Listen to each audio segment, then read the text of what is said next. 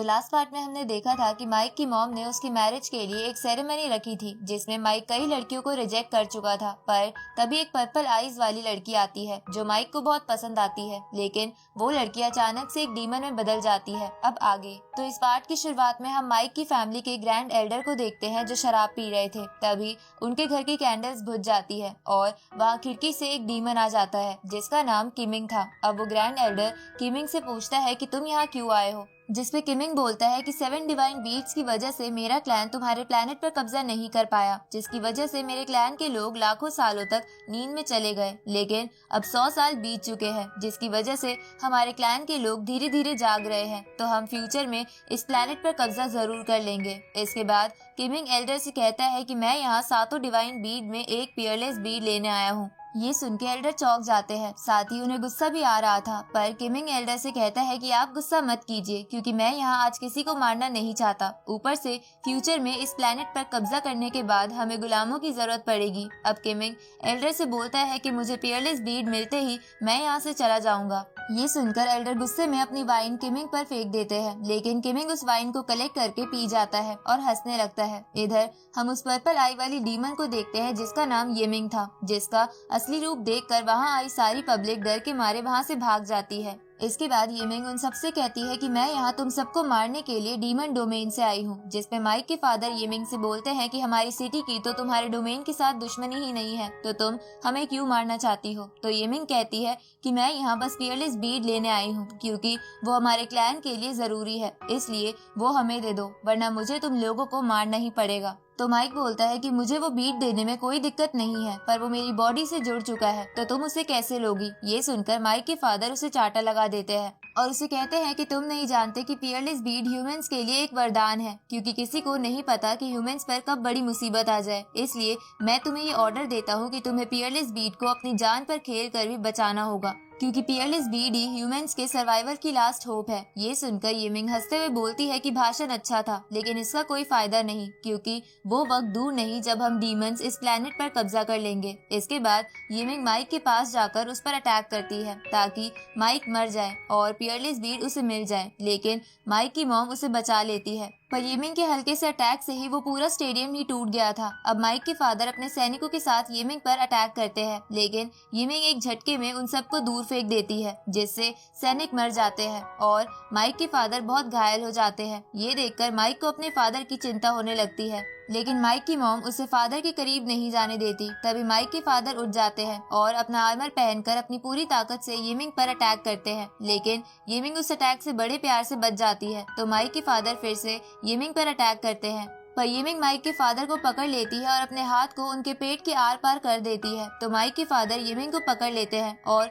खुद को उड़ा देते हैं क्योंकि वो समझ गए थे कि अब वो नहीं बच सकते, इसलिए बेटर यही है कि वो अपने साथ येमिंग को भी उड़ा दे। पर येमिंग को कुछ भी नहीं होता। अब ये देखकर माइक की मॉम और माइक शॉक हो जाते हैं। तभी माइक के फादर अपनी आखिरी सांस से पहले माइक को वहाँ से भागने को बोलते हैं, जिसे देखकर माइक के आंसू आने लगते हैं। उसी वक्त येमिंग बोलती है कि मैं मेरे क्लैन की रैंक लिस्ट में 24 नंबर पर हूँ, ऊपर से मैं 10th लेवल पर हूँ, तो तुम इंसान मुझे इतनी आसानी से कैसे हरा सकते हो। ये देखकर माइक की मॉम येमिंग को मारने के लिए उसकी तरफ बढ़ने लगती है, जहाँ जाने से पहले वो माइक से कहती है कि कुछ भी हो जाए पर अपने फादर का बलिदान जाया मत जाने देना। ये सुनकर माइक तेज तेज चिल्लाकर उसकी मॉम को लड़ने से रोकने लगता है क्योंकि वो किसी और को नहीं खोना चाहता था, पर डेव माइक को वहाँ से नहीं जाने देता। अब माइक की मॉम एक सैक्रिफिशियल टेक्निक इस्तेमाल करती है जिसमें वो अपनी बॉडी को स्प्लिट करके एक फीनिक्स में बदल जाती है और येमिंग पर अटैक करती है, लेकिन येमिंग को उससे कुछ भी नहीं होता और वो माइक की मॉम को भी मार देती है। जहाँ मरने से पहले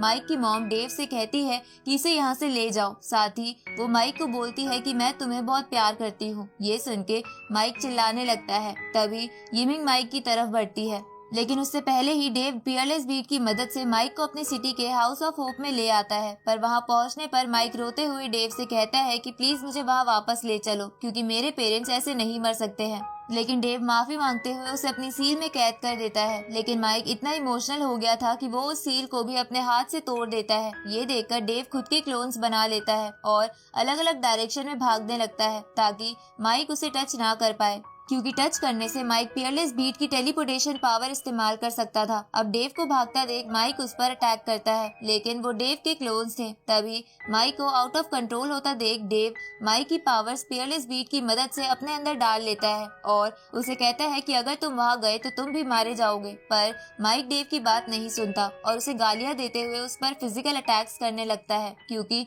वो उसे वापस नहीं ले जा रहा था। तभी हम माइक की बचपन की यादें देखते हैं, जिसमें उसके मॉम और डैड उसे कहते हैं कि तुम्हें फ्यूचर में सबसे ताकतवर बनके थंडर सिटी और पूरी दुनिया की रक्षा करनी होगी। अब ये मेमोरीज याद आने पर माइक बहुत ज्यादा इमोशनल होकर बेहोश हो जाता है। तो डेव माइक को कमरे में ले जाने लगता है, जहाँ ले जाते समय वो माइक से कहता है कि मैं तुम्हारा पेन महसूस कर सकता हूँ, लेकिन मैं तुम्हें वहाँ मरने के लिए नहीं ले जा सकता। अब डेव माइक को बेड पर लेटा देता है और उससे माफी मांगते हुए कहता है कि मैं मरने से नहीं डरता, लेकिन मैं नहीं चाहता कि हमारी मौत जाया चली जाए, बल्कि मैं चाहता हूँ कि हम फ्यूचर में सबसे ताकतवर बनके उन डीमन से बदला ले। अब 12 घंटे बाद माइक को होश आता है, जहाँ होश आते ही वो डेव को टच करके टेलीपोर्ट होने की कोशिश करता है, लेकिन वो ऐसा नहीं कर पाता। तो डेव उसे बताता है कि हमें वहाँ से आए हुए 12 घंटे हो चुके हैं, इसलिए अब तुम वापस नहीं जा सकते हो। ये सुन के माइक गाली देते हुए डेव को मुक्का मारता है। तो डेव भी उसे मुक्का मारकर बोलता है कि अपना बचपना छोड़ो, क्योंकि तुम वहाँ कुछ नहीं कर पाते और मारे जाते। ये देखकर माइक उसे और मारते हुए कहता है